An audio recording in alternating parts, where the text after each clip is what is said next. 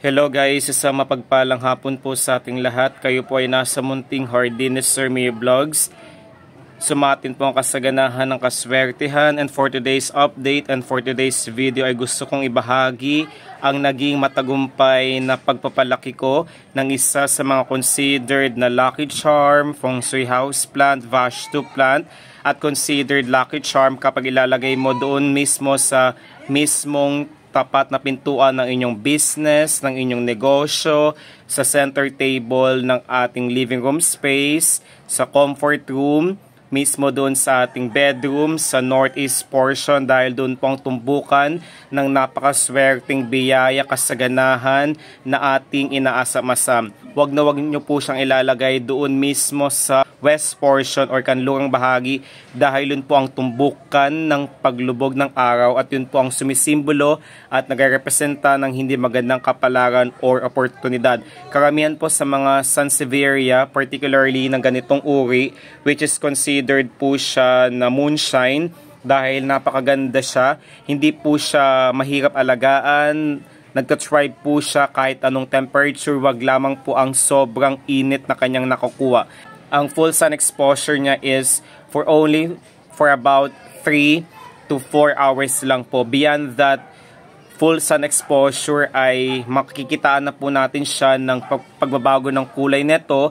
At kapag nangyari na marami po siyang full sun exposure na pag-iwanan po siya, is magkakaroon po siya ng tatlong possible epekto. Yun po ang pagkakaroon ng darker brown edges sa mismong gilid ng kanyang mga dahon, at kapag may puting marka ang naglipa na visible sa kanyang pinakagitnang dahon, yun po ang senyales na labis po ang init na kanyang nakuha, which we don't want to happen. Hindi po yung nakakabuti, nakakaganda, nakakasira po yun sa magandang postura ng ating halaman na ito. Yun pong tinatawag na sunburning. At yung pangatlo, kapag nangulubot po siya, yun pong tinatawag na scorching of the leaves. Kalimitan po sa mga Sansevieria is napaparami po. May 2 ways po on how to propagate. Una po sa lahat, stem cutting po ang pinaka best para sa ating halaman na ito. Leaf or stem cutting po, it's either gagamit po tayo ng water propagation or soil propagation. But I suggest, since base na rin po sa aking experience, kalimitan po na nagiging matagumpay ang pagpaparami po sa pamamagitan po ng water propagation dahil po nakikita po natin, gumamit po tayo ng clear glass container para sa ating paglalagyan ng tubig na alkaline or tubig na galing sa kalikasan, tubig ulan or tubig bukal po ang pinaka-best sa lahat mang uri ng Sansevieria kung may plano po tayong paramihin sila. At consider din po ito as wish granter dahil simula po nung binigyan po ako neto. By the way guys, credit po kay Miss Nice Aribon dahil binigay niya po ito last December. Regalo niya po sa akin, Christmas gift. At nakakatuwa dahil isang mother plant lang po. Kumbaga, ang pinakananay niya po is ito pong pinakamaliit. At nakakatuwa po dahil may 2 anak na po siya ang pinaka-visible or evident. Iikot po natin. Dito po yung kanyang mother plant. At dito guys, kapansin-pansin po na meron na po siyang 2 anak. Ito po yung kanyang pinakabagong suloy. At yung sa pinakalikod po, ito na po ang kanyang pinaka-first baby. Ang ganitong uri guys is wag na wag po kayo magpapawala dahil napakaraming buenas na hatid. Kumbaga, I'm speaking based on my experience before. Simula po nung binigyan ako ni Miss Nice neto ay talagang naging maalwan, naging maganda ang daloy na mga opportunities na masasabi kong ipagpapasalamat ko everyday. At isa rin po ang halaman na ito sa tumulong sa akin para marami akong mga sidelines na source of income ko rin po, kumbaga pandagdag din po para sa aking savings. At hindi talaga ako hindi mawala sa aking labi ang pagngiti dahil sobrang maraming biyaya, siksik liglig nag-umapaw na mga biyaya ang aking natatanggap simula po nung nakuha ko ang halaman na ito. Kumbaga sinabihan ko siya ng aking mga intentions, see to it na wag po tayo maging makasarili sa pagsasabi at maging natural po tayo sa kung ano ang nais nating makuha sa buhay. Kumbaga, may willingness sa ating puso. Ang mga halaman po ay talagang nakakatulong. Sila po ay may paraan kung paano malilinis ang hangin, tatanggalin ang masamang dulot o epekto ng mga pagtatalo sa ating pamilya. Yung mga not so good vibrations ay kanyang kinukuha, inabsorb, ay tunay nga namang masasabi ko na napaka-epektibo. Kung kaya naman wag kayo magpapawala. Isa rin po ang halaman na ito sa considered na naglalabas ng fresh oxygen na kinakailangan po natin para sa ating malusog na pangangatawan.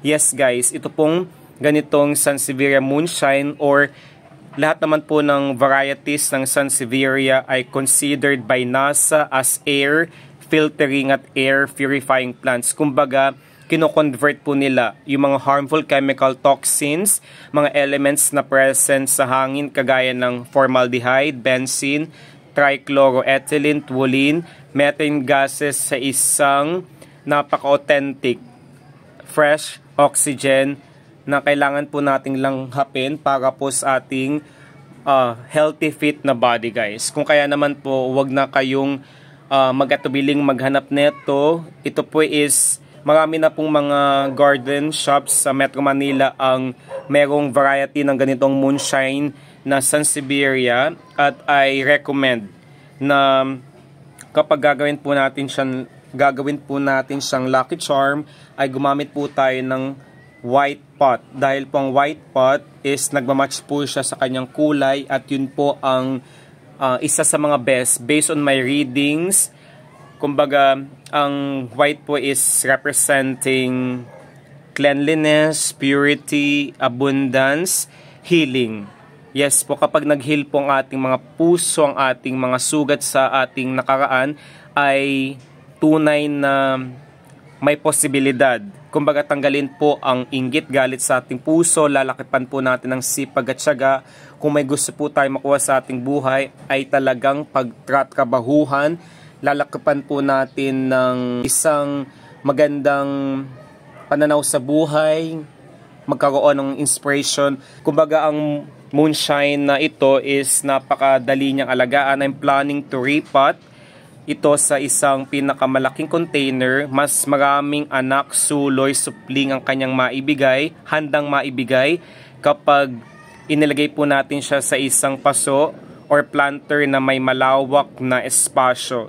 At take note, ito po ang makapagpapabago ng ating buhay kapag, yes, this moonshine Sansevieria or snake plant only blooms. Kumbaga, rarely blooming siya. Kumbaga, kapag nangyari yun, yun na po ang makapagpapabago ng ating sitwasyon sa kasalukuyan.